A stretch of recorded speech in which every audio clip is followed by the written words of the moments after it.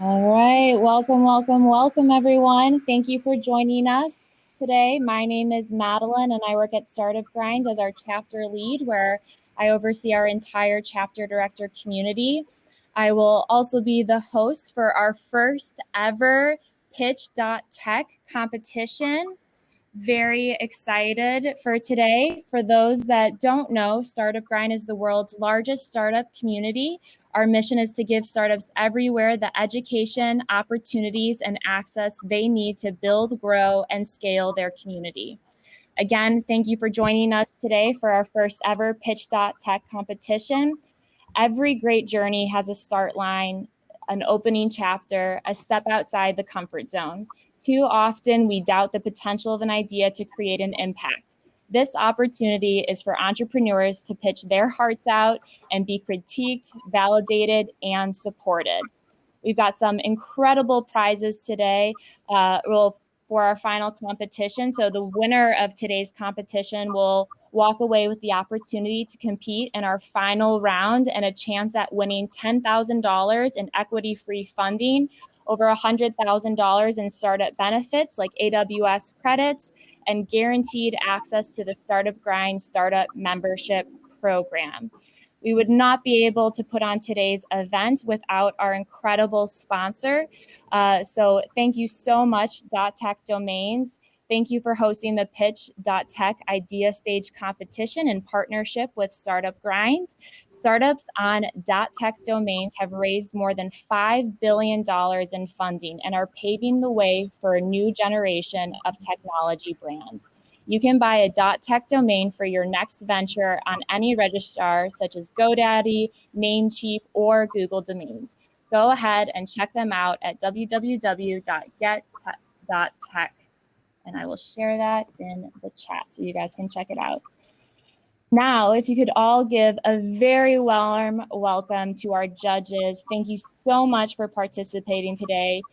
First up, we have Sergio Pollock, CEO and founder of Beta Boom. Before founding Beta Boom, he was the founder and CEO of Boom Factor, a Silicon Valley innovation consultancy where he led numerous product design and development projects for over 50 clients, ranging from YC-backed startups to Fortune 500 companies like Bank of America.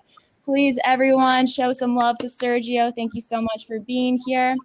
And last but certainly not least, we have Alex Gordon First, who currently serves as the VP and sales at Startup Grinds. Judges, you'll want to go ahead and pull up your scoring cards. And now, without further ado, let's hear from some incredible startups. So how this is going to work is I will call the startups up by name and give you presenter mode. You'll go ahead and grant access to your audio and video, and you'll have 2 minutes to pitch. I'll be keeping track of time and let you know when you're ready to go. And then when your 2 minutes is up, you will hear a little buzz-like sound. And then we will begin the 3-minute Q&A from our judges. For the audience and those joining with us today, please feel free to share your feedback and any questions you might have that you'll want the judges to ask. All right, and first up, we have Diana. Diana, I'm going to go ahead and give you presenter mode, and Diana is representing Samaritan.pitch.tech. All right. Hello. Hi, Diana. We can hear you. We can see you. Let me know when you're ready to go, and I'll hit the timer. Ready. Let's do it. All right. On your marks, get set, go. So my startup is called Samaritan. And to tell you the story about Samaritan, I have to tell you about how we came up with the idea. So one day I was watering my plants outside. I saw across the road my neighbor, Rick, who was mowing his lawn. Rick is an elderly gentleman, but he is independent. He lives alone and has lived in this community for over 30 years. Quickly, at the corner of my eye, I just saw Rick fall and take a tumble next to his mower, which is super dangerous. Without asking questions, I just ran out to him like a good neighbor would, assess the situation to make sure that it wasn't an emergency and I didn't need to call 911. He was not injured, but he needed help getting up. Me and my husband both helped him up. And then after that, we realized that for all the places that we have lived, we have always been called on as a Samaritan. Whether it was Judith, our upstairs neighbor, who needed help walking her dog when she threw out her back, or Rick, who twisted his finger and needed help opening cans. And so with that, we thought, what if there was a service that bridged the gap between emergency medical service and routine care? And then the idea of Samaritan was born. So what Samaritan does is we put together or connect neighbors in need with their immediate neighbors and friends. It's called pods for urgent healthcare needs. Whether those urgent healthcare needs are to be driven to hospital or just to help you take care of normal non-emergency crises like walking your dog, watering your plants. And that's all I got. It was actually a pretty short pitch. Awesome. So you finished before your time. So that's a great start. Thank you so much, Diana, for sharing. And judges, over to you, and I'll let you know when your 3 minutes is up. Alex, why don't we start with you? Yeah, I'd love to know a little bit more about how do you kind of market to the people who are going to get on the platform? How do you kind of find your users? That's a great question. Right now, social media seems to be our largest stream, just being able to go and get people through Facebook groups. We have some competition penetration in Nextdoor as well as LinkedIn. And then we have networks for veteran hospitals, because those are mostly the people who live alone in segregated communities, as well as nursing homes and hospitals. Cool. All right, Diana, I'm going to ask you a two-part question, if you don't mind. So one is, you mentioned Nextdoor. So I'm curious about why wouldn't I guess your target customers use competing products like Nextdoor, or just kind of standard ways of organizing those kind of services. And then secondly, liability. How would you deal with liability for your users and customers? Very good questions. I will start with the why not Nextdoor. Also, why not texting? Because the idea of neighbors and asking for help has been there since literally the story of the Samaritan comes from the Bible. So for a really long time. What makes us different from Nextdoor is we are not a social media platform, which is the biggest complaint that Nextdoor users get. We are a healthcare platform, meaning all of your health information is protected and closed to specific circles. Think of it more as an Uber, less as a Craigslist. So our people would ask for help, and then on the back end, it would not send a message to everyone. This would be a back end algorithm that sends help to the neighbors who are qualified to help.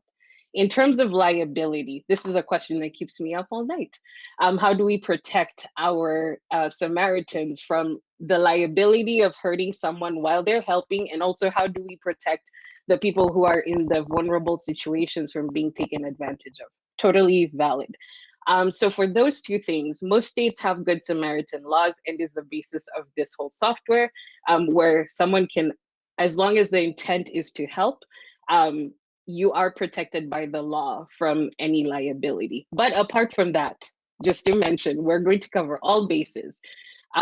We will be certifying everyone who signs up for the Samaritan platform by doing background checks and by checking their capabilities in terms of what level of health they can help with, whether they are at home and medical, they have their basic life support, or they can just help people open cans. Awesome. Well, thank you so much, Diana. Appreciate you sharing that with us. Thank you. All right, we'll give the judges just a second to wrap up their scores. And next up, we will be bringing Jen on stage. Thanks, Diana. All right. Jen, you should have access to your video and audio.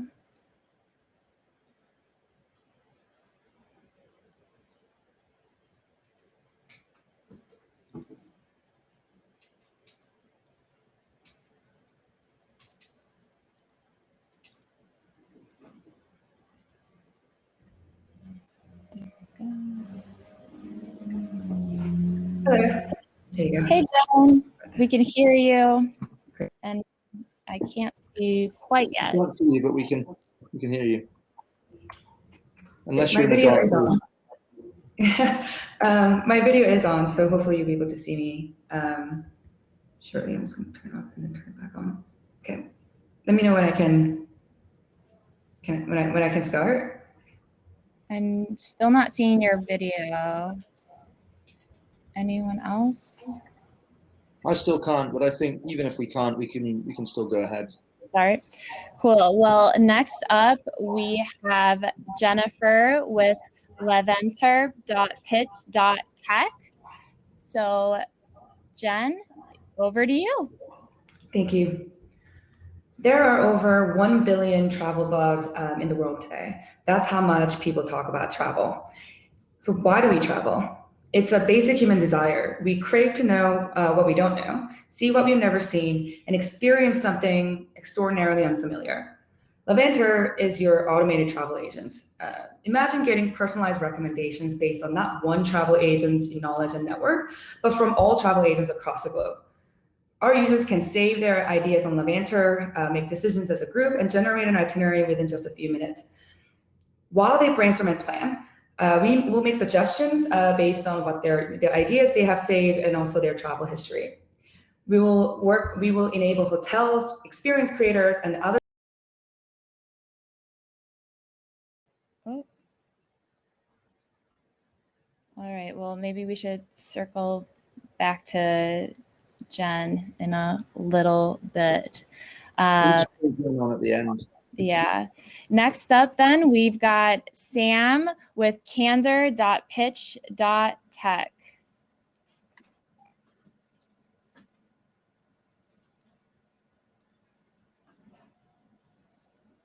Hello, everybody. How are you? Can you hear me all right? Hey, Sam. Welcome. All right. And your time begins now. Excellent. Hey, everybody. My name's Sam, one of the co-founders of Candor. Candor is a software B2B platform looking to optimize the collaboration between freelancers and the companies that hire them. Over 60% of companies utilize some sort of flexible talent in the last year, and this is only growing quickly due to COVID and the remote working landscape we live in now. My past experience, I ran the Australia-New Zealand region for a company called Hotel Tonight, and I utilized a lot of freelancers from all over different places of the world to do marketing, design campaigns, lots of different projects. And while now it's very easy to find these very hardworking, talented people on Upwork, Fiverr, lots of these different sourcing platforms, it's what happens next that sucks. Everything from kind of contracting, collaborating on brand style, sharing your digital asset managers, and of course at the end is payments. So what we're trying to do is organize all these disjointed tools, all of this chaos into one simple link. The company shares one link with a freelancer, they open up their dashboard, and in a seamless project workflow, they have every single tool and every single feature that they need to work seamlessly with the companies that they have. One of our other co-founders runs a very successful design firm based out of Europe. And when I was speaking to him about my frustrations, he's shared the exact same frustrations on kind of the freelance side as well. And so taking a step back, we kind of created this brand management platform focused on the freelance designers. And at the end of the day, once we kind of looked at the competition that was out there, that was solely focused on just enterprise internal collaboration, we saw a huge market to be able to address kind of the startup small companies and utilizing the freelancers that they're hiring anyways to really kind of make this a much more efficient, seamless process between the two of them. We validated the idea with over 100 companies and freelancers and looking to launch our MVP next month. But one of the key things with us is, oh, sorry. That's all right. It's over to you. Sergio, why don't we begin with you? Yeah, I guess my main question is, who are the exact customers, right? Because I think, you mentioned like some of the pain points, and I think I don't really see that those pain points really being voiced for users of, for example, Upwork. And so I just wanted to get a little bit more clarity. Is it going to be, freelancers and agencies that use existing platforms like that, or ones that are outside of those platforms, and why? Yeah, so the kind of key customers here would be initially the startups and small companies. When they look to hire these freelancers, especially kind of in the design and marketing space, there's really no structure or clarity. It takes about a week or two, in my experience, to kind of talk to them about what to build on, kind of your brand guidelines, your foundation, whether it be your colors, fonts, and really the assets that you're able to use. And it takes, a long time just to either via email, sharing a company drive that they have no familiarity with. So they're trying to find your images labeled image 152. They have no idea which folder it's in. And so we've kind of built a lot of tools that make it quick, easy, simple for them to have those foundation to build off them. And at the end of the day, Upwork charges 25% commission to freelancers. I run an embedded payments company as well, so we'll be charging less than 5%. And we actually get 1 to 3% margin in there for our company. So we're able to give all of these brand management tools away for free. So even companies that don't have any sort of brand management tools themselves now have access to this for free. And when they are able to work with the freelancers, this is where we're able to monetize.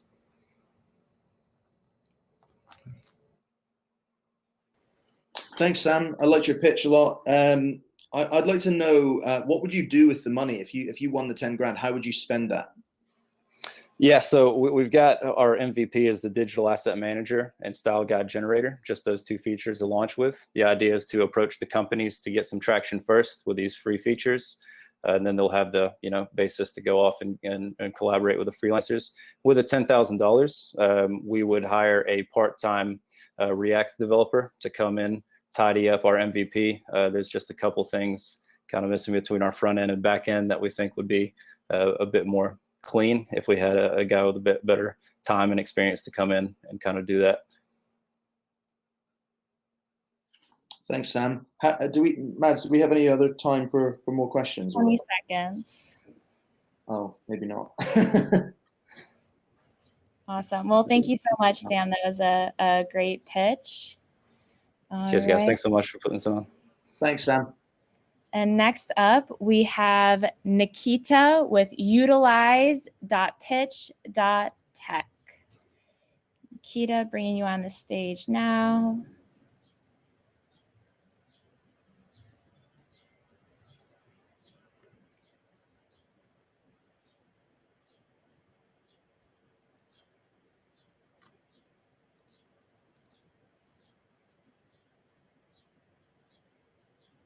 There we go. Welcome, Nikita. I can see you and I can hear you. Woohoo! Awesome, Nikita. Well, your time begins now. All right. Thank you so much for the opportunity. My name is Nikita Sisk, one of the co-founders and CEO of Utilize.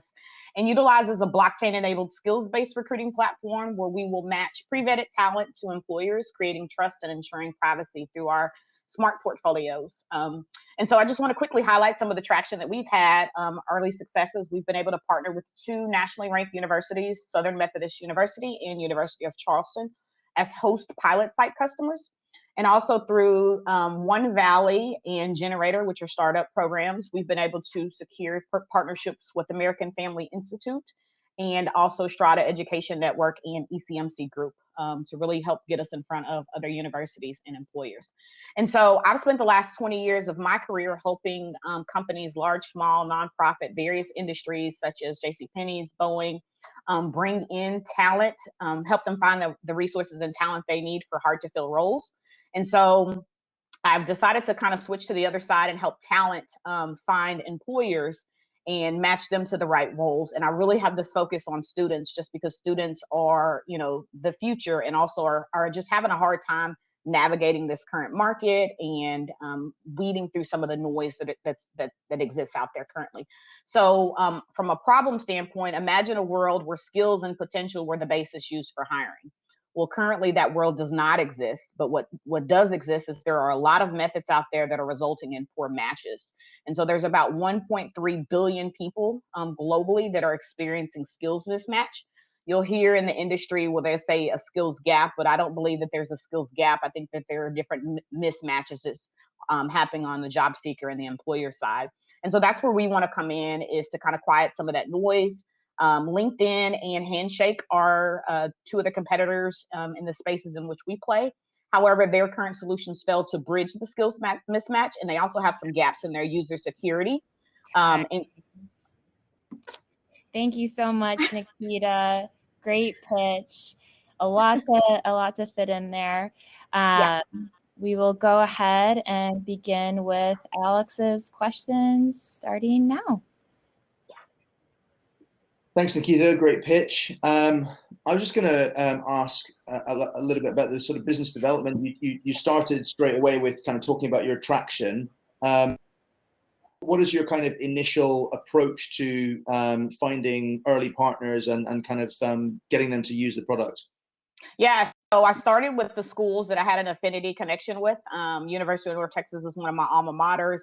SMU, I live in Dallas locally, so Southern Methodist was a school that latched on early, and they actually are not necessarily our target customer, but you go for the customers that want to pay for the solution. And so they've been a great advocate. And then Generator has helped get us in front of Strata and ECMC through going through their startup program. Thank you so much. Yep. Over to you, Sergio. Hey, Nikita. So to be honest, I'm really not clear about the specific problem. So you mentioned that there is a skills and potential mismatch, and there aren't really taken into account. But could you just elaborate on that and dive deeper, or provide specific examples?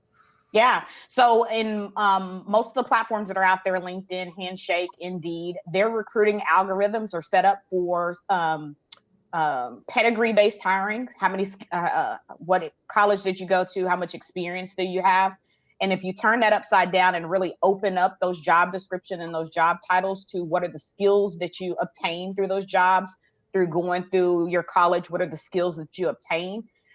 So our algorithm is focused on more skills-based hiring. And even LinkedIn did an article in 2019 where they noted this big shift in the market of skills-based hiring. However, there aren't many platforms out there that are using this new approach. Their algorithms are still sourcing based on your background, your pedigree, or even from an inclusive standpoint, your race or ethnicity in some point. And so we want to turn that upside down, break open those skills, working with some other organizations like MZ and Burning Glass that have already created a skills taxonomy and embedding that into our platform.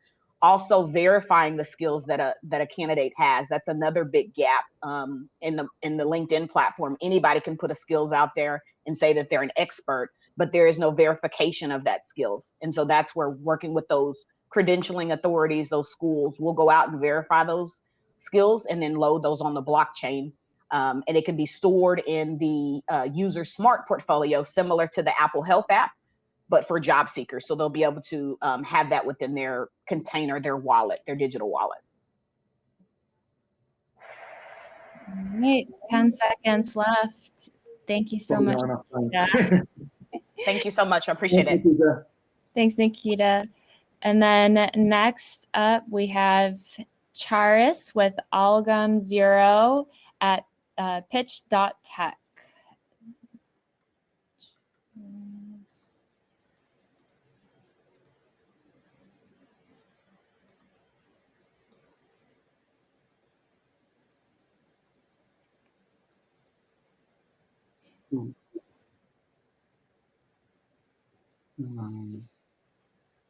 All right.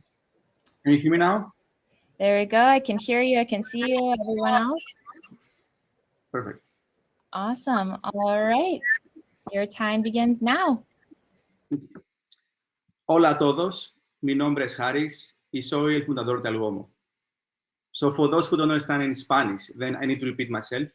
Hi, my name is Harris, and I'm the founder of Algomo. For those who did understand some Spanish, though, I didn't have to repeat my name in English, as they already knew it. So current chatbots have not reached that level of fluency. And to make things worse, current multilingual chatbots are just collections of multiple translated monolingual bots. And you cannot imagine how much time, effort, and money it takes to create them. I can tell you. So I used to be the lead data scientist that created HSBC's global chatbot framework. For a basic solution that supports just 3 languages, we spent 1 year and millions of pounds. And yes, you have to be a bank to afford a multilingual chatbot.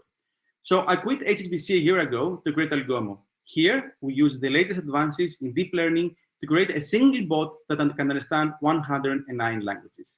We're talking about 109 languages. These are more than Google Translate, and that's without breaking the bank.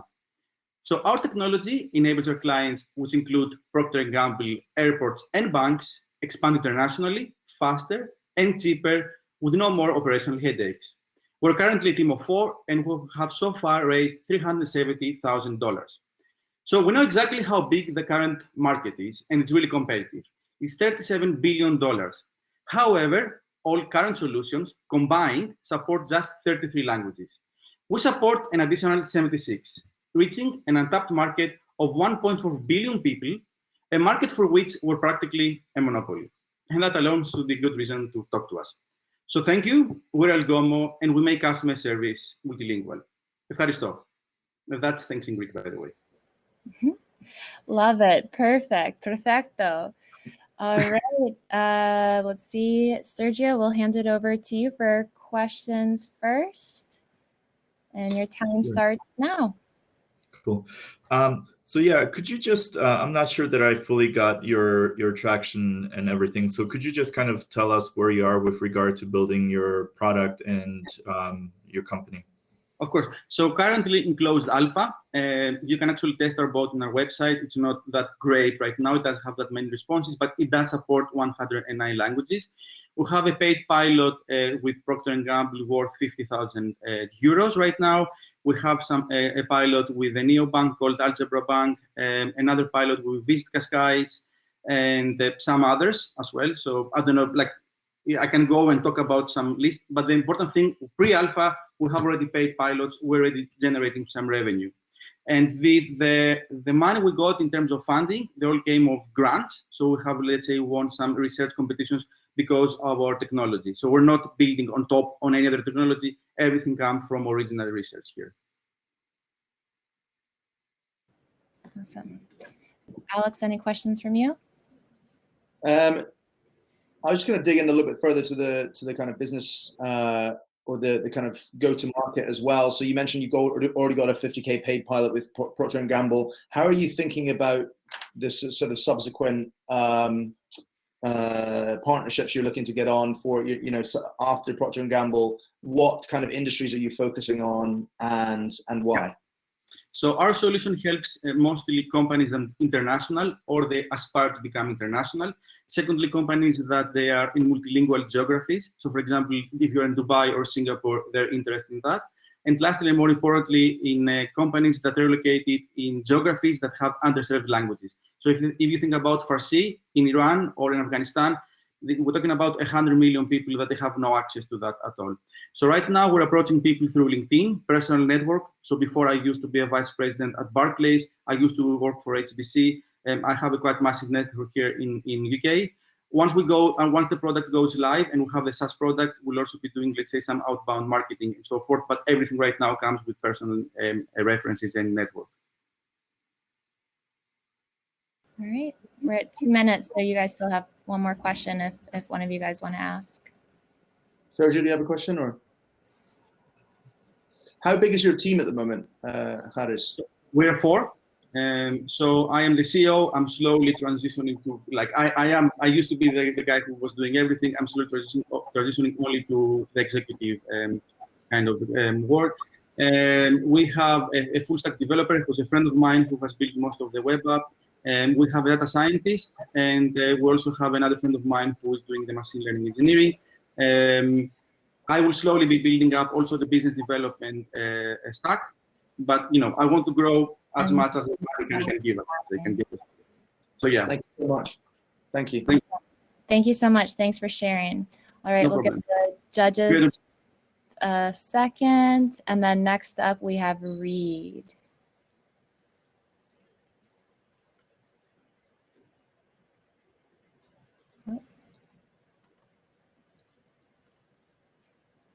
Did you send the judge off instead of?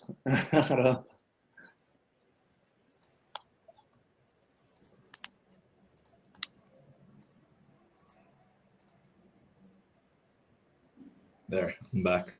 Yeah.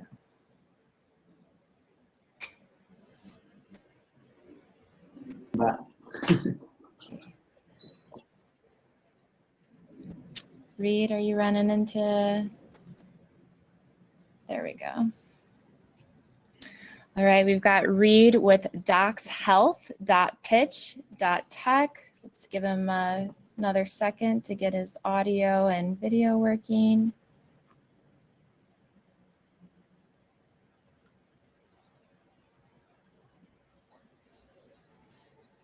Are you able to unmute yourself?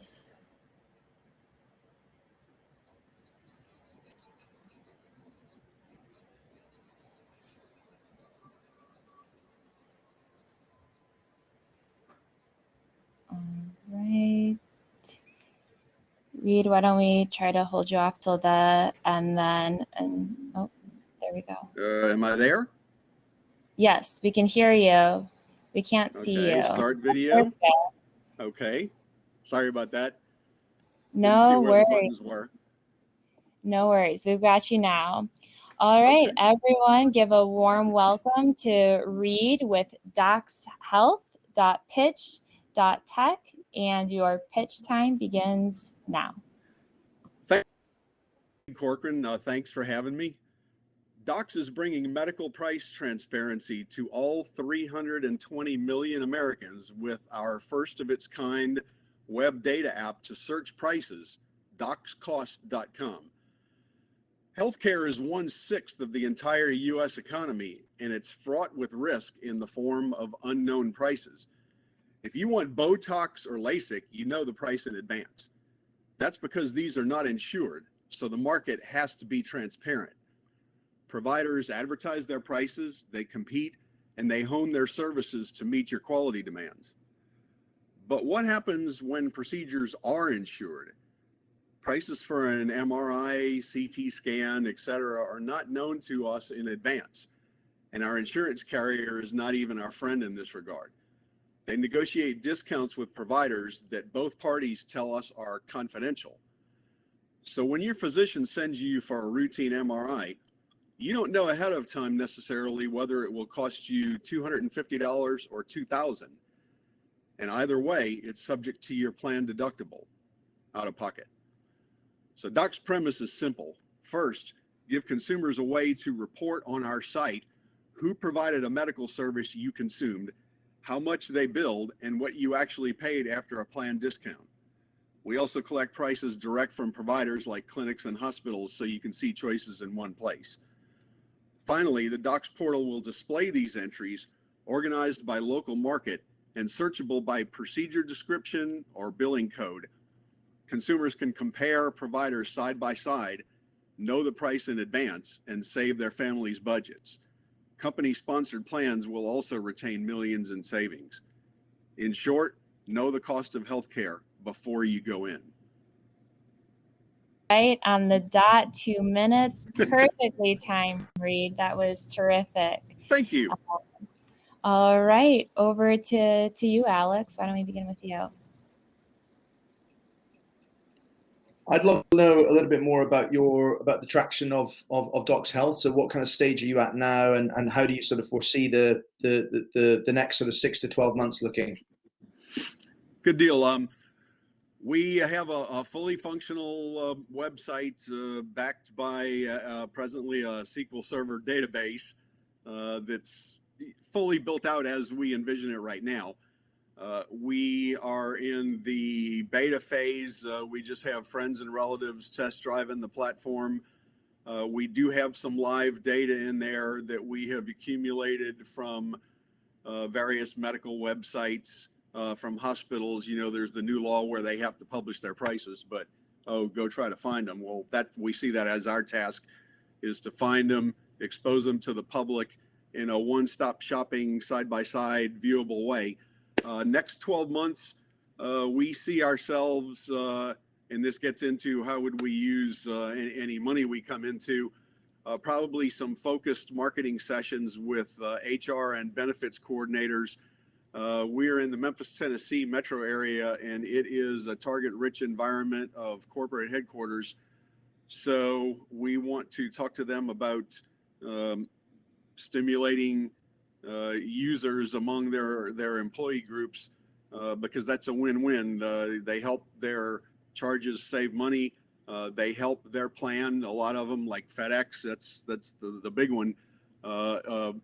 Company funded health plan. So there's a lot at stake in terms of savings with real-time information that's currently doesn't exist. Yeah. Sergio, over to you.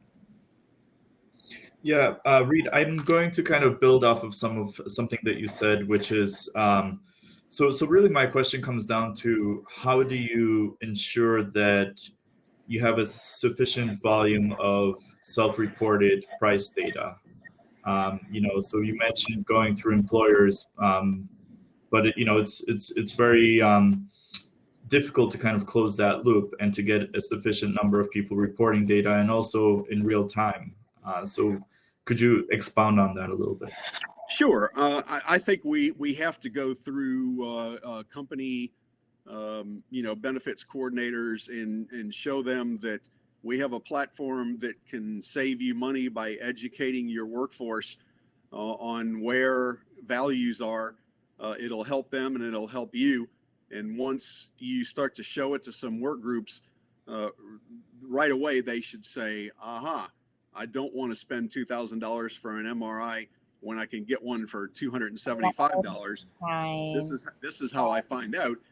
But I also have to contribute some of my own experiences, good or bad. What's his up, Reed? I'm sorry to interrupt. Oh, thank you. Thank you so much for sharing with us today. Thank you. All right. And next up, we have Alex with PlaneAhead.Pitch.Tech. Alex, we'll bring you on stage.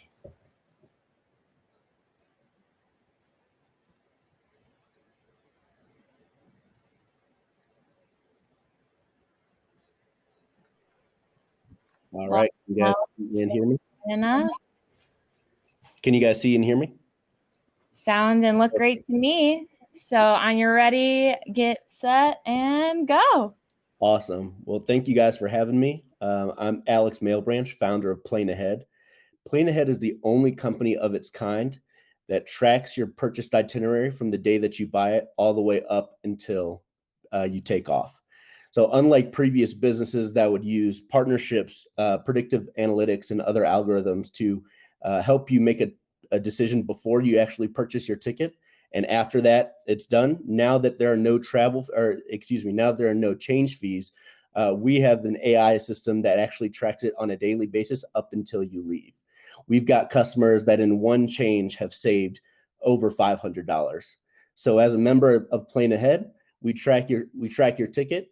As soon as we see that it goes down in price, we automatically change it for you, and then we actually send you the airline credit that goes along with that change. We do it as many times as that price changes. So that's from a customer perspective. But what about a business? COVID has been tough for all of us, but especially business owners in different companies. So what if I could tell consulting companies and other companies that travel quite a bit, their largest part of their P&L, which is travel expenses, we can save them money for free, and we can provide their customers more credits as they continue to travel as part of their job. This is just a small part of what PlaneAhead is doing, and we're excited to continue to travel, or to enable people to travel the world. Awesome. Love that. Definitely something I'm going to check out for my future travels. There you go. All right, Sergio, why don't we begin with you? Hey, so I guess the main question I have is, how do you make money? Yeah, great question. So there's two different kinds of pricing structures. For the B2C, it's a membership structure. So very much like an Amazon Prime, you pay $99 for the year.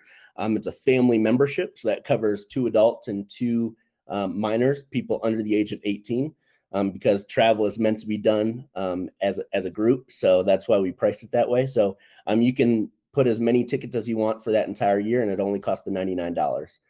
Any additional person after those after those 4 people is $50 additional.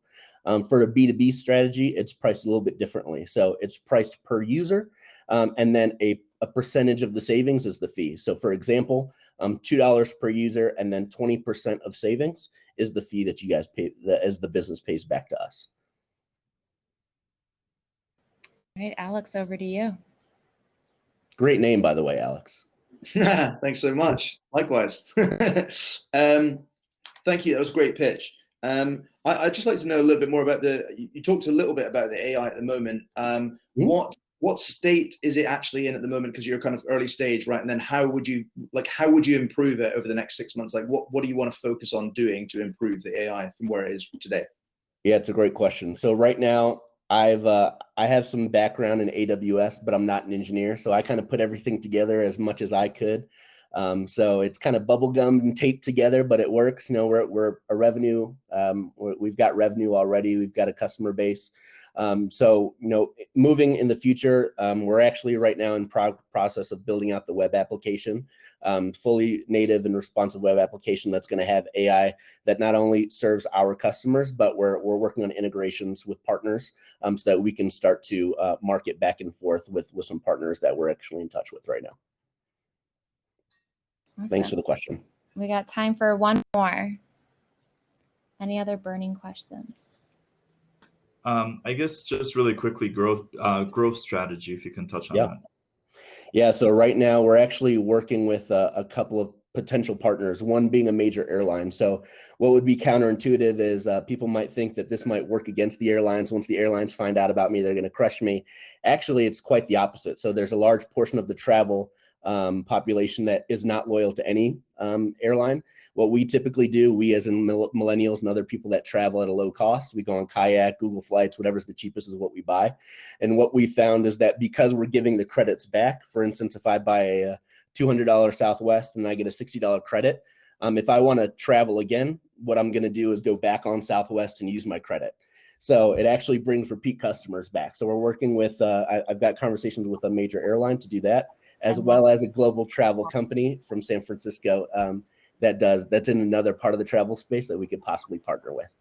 Awesome. Thank you so much, Alex, for sharing. Really Thank you so much. Great pitch. And those interested, it's plainahead.us. There you go. Boom. All right. And next up, we have Andrew with CIRV.Pitch.Tech. Andrew, bringing you up on stage.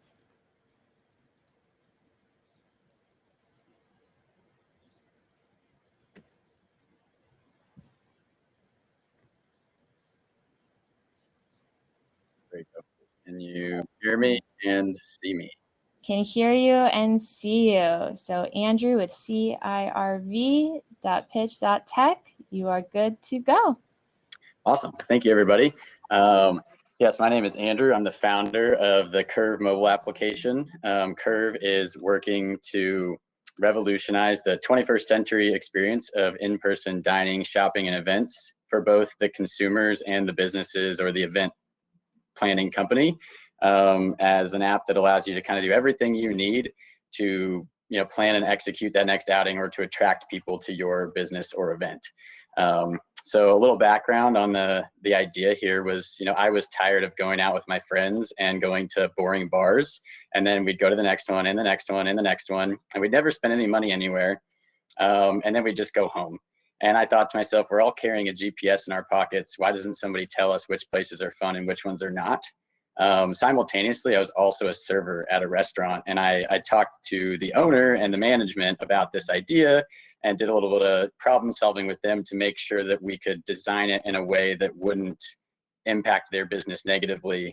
And so we kind of aligned on a design where the business owners would be able to publish flash sales to attract people despite the crowd level. So, and a good example would be, say, if the bar is really dead and people would be like, that's boring, I don't want to go, they could say $2 domestics for the next 1 hour, specifically, temporary thing, attract a crowd. The app refreshes to show now this is a party, now people want to come, and their night has kicked off. Beyond that, we've included features, or we have planned features for things like where's the live music, where are their ticketed events, where are the happy hours, the wait times, other things that can be crowdsourced by the user base. And I would say you can think of this a lot as being like Waze, the driving app, but for foot traffic through businesses with all that crowdsourced information, and actually monetizing in a very similar way to how the Waze app does it, where the businesses can post those discounts that are grabbed by the users. And one unique thing that kind of and time. Thank you so much for sharing, Andrew. And Alex, why don't we go ahead and start with your questions? Yeah, thanks, Andrew. Sounds like a really cool app. Could you just talk a little bit more about how the crowdsourcing actually works? Because obviously you said Waze. I'm picturing Waze where you kind of get asked, is there a policeman here? Confirm or deny, and you confirm. How does it work with you guys? Yeah, so with Waze, those things that they're asking you are actually originally reported by another user. So there's a little button on the screen where you click it, it pops up a menu, and then you say, hey, I want to report there's an accident, a police officer, a road closure, whatever it is. And then other people are confirming or denying. And so we've essentially taken that exact design and popped it into the app where you're saying, I'm either going to report something, and then you can click the location for which it applies, or you can find that location in the app and then report it directly to that location within like the kind of details page for that business. And then other people can kind of vote, hey, I agree, this is true, no, it's not, and then help out the community overall with a gamification system to kind of make people have some incentive to use that feature beyond just the fact that it's helpful and I want to help my friends. Great, thank you. Go ahead, Sergio. Hey, Andrew, so this is a very crowded space. How do you guys stand out from competition like, Yelp, Google, Groupon, etc.? What's the benefit to the end user? Yep, and that's a great question. I think there's kind of two key things, I think, and there's pieces for both the consumer user base and the business user base. For the consumers, Google does provide crowd levels in real time at certain places. We have a specific plan involving, how we set up our integrations with each business that participates, such that we can guarantee live data at every place that signs up with us, which is a highly requested feature for consumers, and it's not very user friendly on Google, and they're the only app that provides that information. So we're basically redoing the UI in a way that makes it easier to digest for your everyday person. And then on the business side, right, a lot of companies actually that I've done a lot of research, they really hate Google Maps, Yelp, Groupon, TripAdvisor, because of the way that business model functions. It's usually a flat cost to be a featured search result and then a pay-per-click on top of that. The way we intend to do this is it's free to post those flash sales we mentioned, and we'll charge you per redemption. So you're only paying when it works, rather than just kind of throwing money and with a spray and pray approach. You actually know what happens. But then the long-term strategy being that we want to build algorithms that allow us to kind of automate that on their behalf, to say, hey, here's what we know is going to attract incremental customers, rather than providing discounts or advertising to people who already know and love you. Thank you. We've got 3 seconds left. So Andrew, really appreciate it. And next up, we have Braden with correctivetouch.pitch.tech. Braden, bringing you on stage now.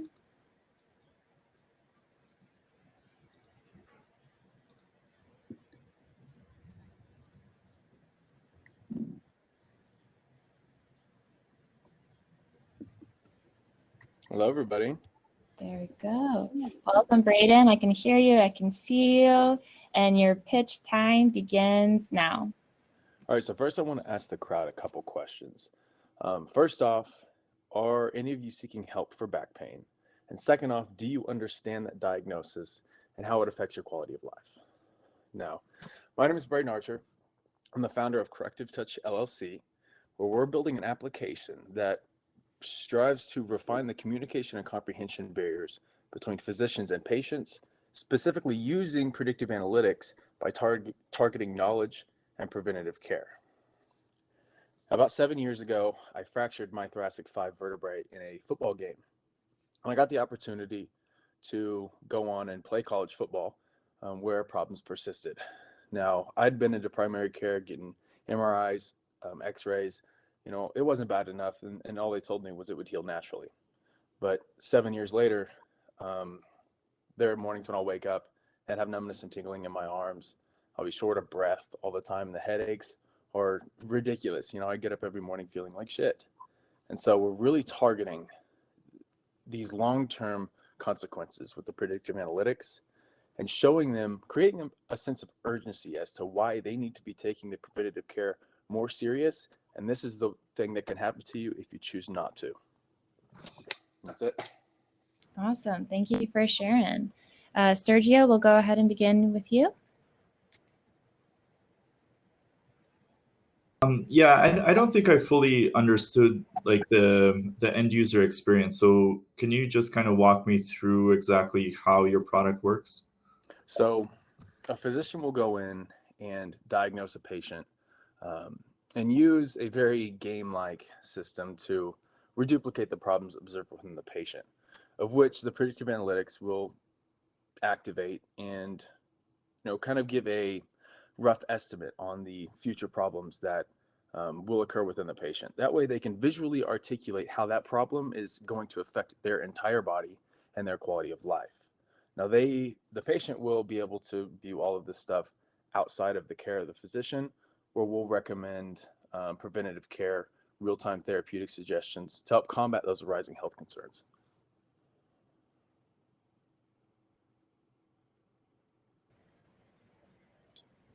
Shall I take it now? It's interesting. What does the sort of competitive landscape look like? Are there other players in the space, and how are you guys kind of differentiate yourselves from them? The big thing right now is EMRs, EHRs, customer management, and office management, especially for chiropractic. Chiropractic and physical therapy is very far behind the rest of the medical field. So there's nothing that really targets knowledge, patient knowledge. A lot of people seem to think that their communication with their patients is good enough, but the patients say otherwise. So can we find a better way to do things? Great. You've got over a minute left if anyone has any further questions. Yeah, just really quickly, just concerns about liability. So, a lot of platforms stay away from making any kind of health recommendations or providing any kind of specific condition data or information. So I just wanted to know what is your plan there, and where do you see the risks?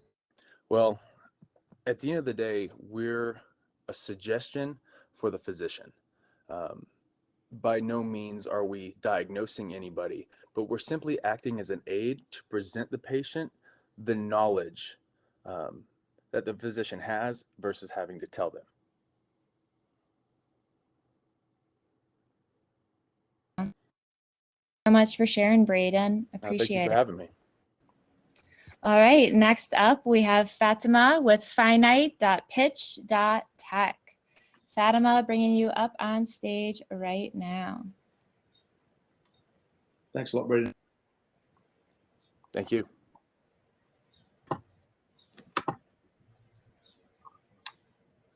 Hello. Hi, we can hear you and see you. Great. So Fatima, your pitch begins now. Okay.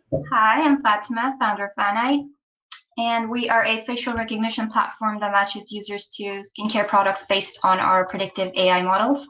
Last year we saw a big surge in the consumer app market where kind of entire micro behaviors shifted online and to mobile because of the pandemic. And there was a upsurge, about 44% in the online retail activity, and particularly Amazon accounted for about a third of that in the US alone, not surprisingly. More specifically, if you look at the global skincare market, it's about $183 billion. And within that, AI retail alone is projected to be $7.3 billion in the next 3 years. So we do think that Finite is positioned at the forefront of it, and right now is the right time to go after that. Now more than ever, there's a huge product volume online and in stores. The average shopper faces restrictions around what they could once feel or touch, and they can no longer because of the restrictions that were imposed from the pandemic. And I do think that that's likely to stay here. And that does bring us sort of like a level of uncertainty around what is right for the individual needs of the shopper. So the app basically solves for that. It provides haptic feedback through computer vision to create a personalized recommendation for the user where they can find curated products, basically by snapping a picture of themselves.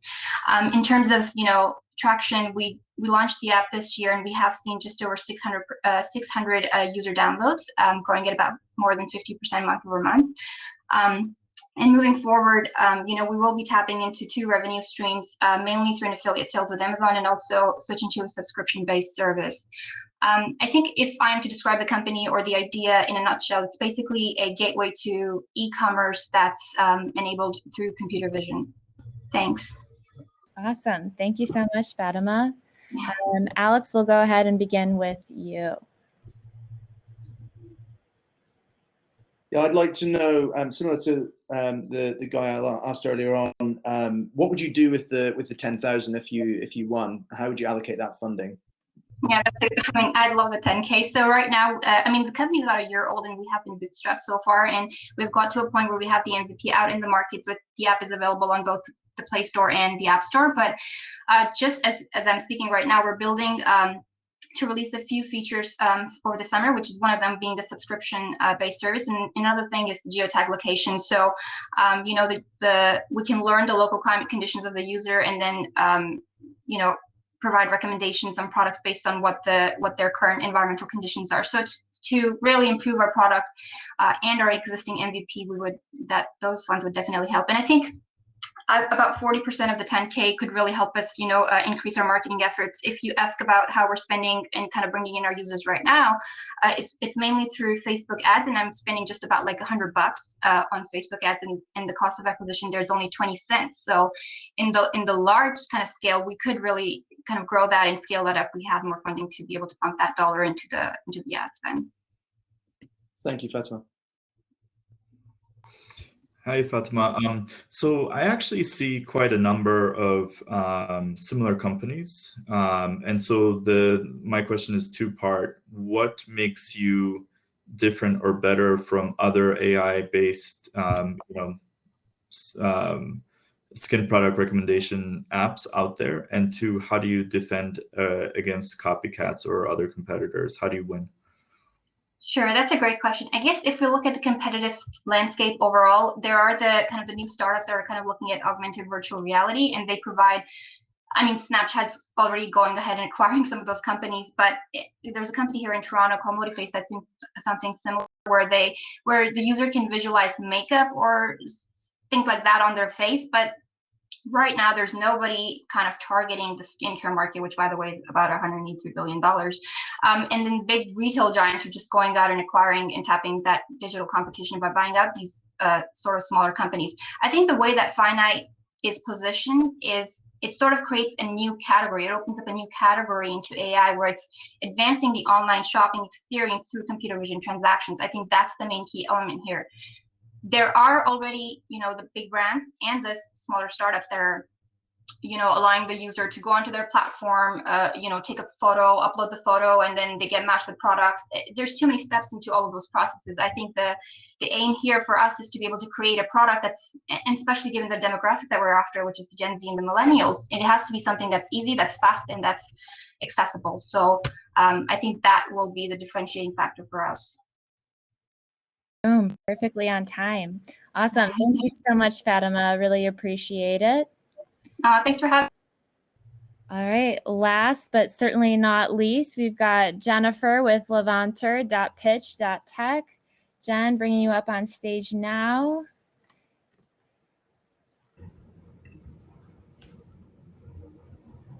Hello. Hi, we can hear you. I'm having a hard time click on the start video button. So I checked I tested the audio and video, so I'm not really sure what the issue is at the moment. Well, as long as we can hear you, I think that's what matters most. So we'll go ahead and start your pitch, Jen. Are you ready? Yep. All right, go ahead. Great, thank you. There are over 1 billion travel blogs in the world. That's how much people talk about travel. So why do we travel? It's a basic human desire. We crave to know what we don't know, see what we know, extraordinarily unfamiliar. Levonter is your automated travel agent. Imagine getting personalized recommendations not based on one travel agent's network and knowledge, but from all travel agents across the globe. Our users can save and organize their ideas on Levonter and make decisions as a group and generate an itinerary within just a few minutes.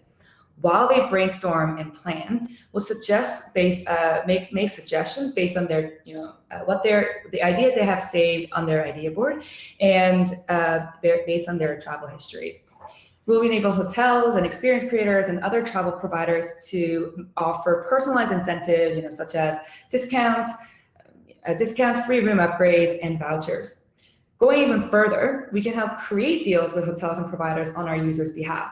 So let's say we see 30 people planning a trip to Miami for a bachelorette party in July. Levonter will reach out to hotels that the users are considering to see if they're willing to offer deals to entice booking.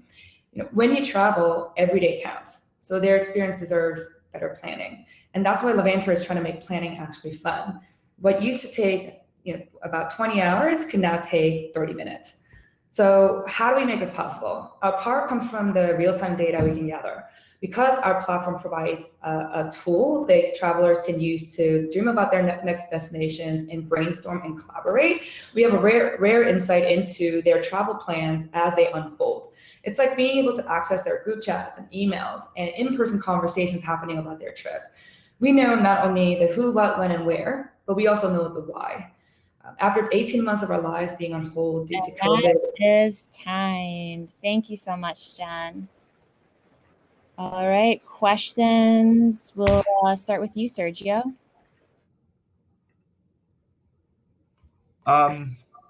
Yeah, I guess my main question is just what is your go-to-market strategy? So, how do you communicate your differentiation and how do you actually execute on your growth strategy?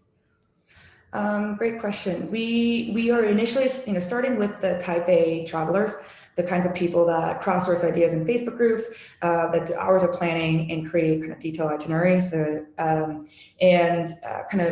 Letting them know that we offer a tool that their current option is, which is spreadsheets.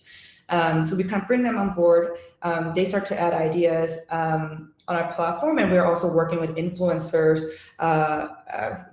who obviously have a wealth of knowledge to come to the platform and share data in order for us to kind of start building the database and test some of our hypotheses.